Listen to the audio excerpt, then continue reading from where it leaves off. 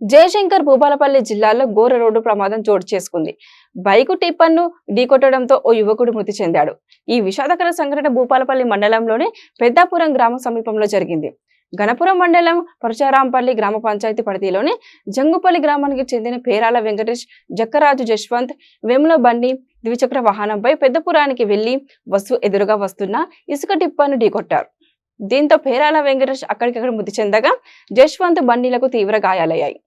క్షతగాత్రులను 108 వాహనంలో భూపాలపల్లి ఆసుపత్రి తరలించారు.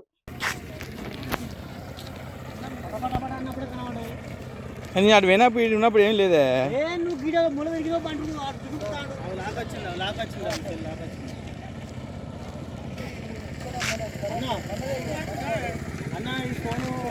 ఎవరు అడుగు